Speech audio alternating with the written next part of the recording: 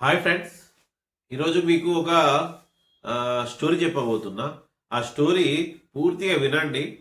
విన్న తర్వాత మీకు ఒకవేళ ఆ స్టోరీ నచ్చితే సబ్స్క్రైబ్ చేయండి, ఛానల్ని లైక్ చేయండి, షేర్ చేయడం మాత్రం మర్చిపోకండి. ఓకేనా ఫ్రెండ్స్? ఓకే, ఇప్పుడు స్టోరీలోకి వెళ్ళిపోదాం. 1947 ఆగస్టు 15 నాడు మనకు స్వతంత్రం వచ్చింది. స్వతంత్రం వచ్చిన తర్వాత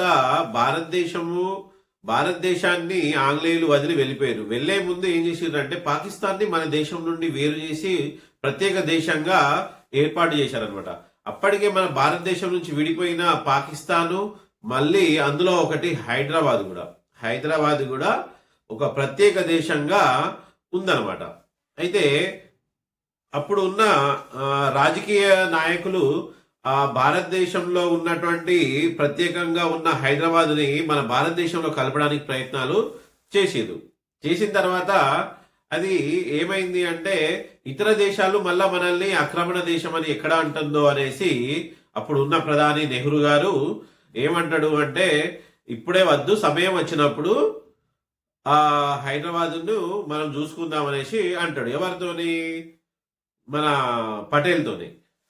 తను అప్పుడు హోంశాఖ మంత్రి ఉండే అనమాట. అంటే హైదరాబాద్ ఒక సంస్థానంగా ఉండేది. ఇక్కడనే ఒక స్టోరీ, ఇప్పుడు మెయిన్ గా ఇదే అనమాట సబ్జెక్టు.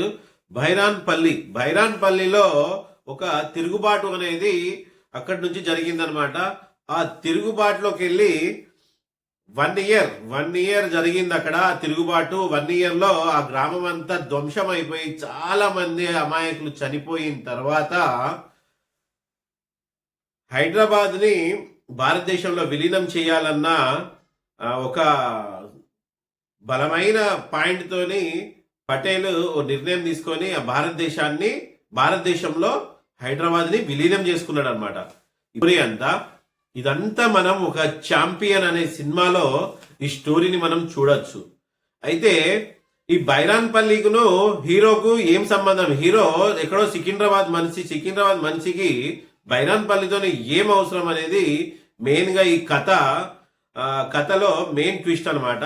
అలాగే హీరో ఎక్కడో లండన్ వెళ్ళి ఛాంపియన్, పేరులోనే ఉంది ఛాంపియన్ అంటే ఆయన ఒక ఫుట్బాల్ ప్లేయర్.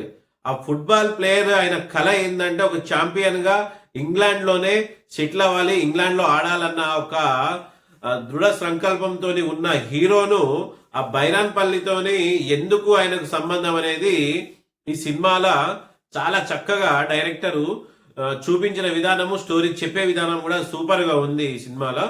ఒక నక్సలిజం అనేది ఏ విధంగా ఏర్పడిందో తెలంగాణలో అనేది కూడా క్లియర్ కట్ గా ఈ సినిమాలో చూపించారు.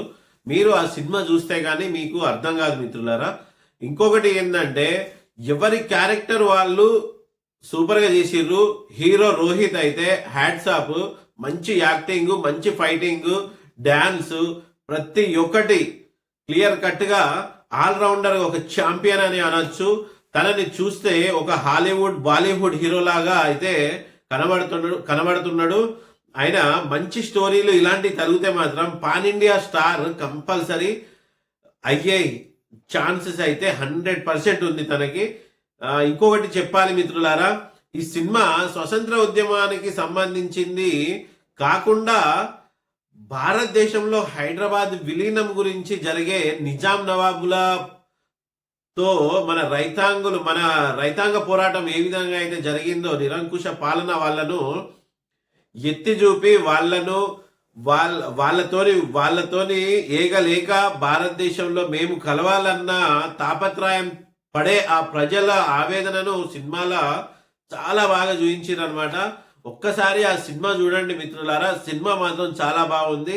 ఛాంపియన్ అని ఏ విధంగా అయితే ఛాంపియన్ అనే పేరు పెట్టారో అదే విధంగా ఈ సినిమా నిజంగా ఛాంపియనే అనొచ్చు. 2025లో రిలీజ్ అయింది ఆఖర్లో.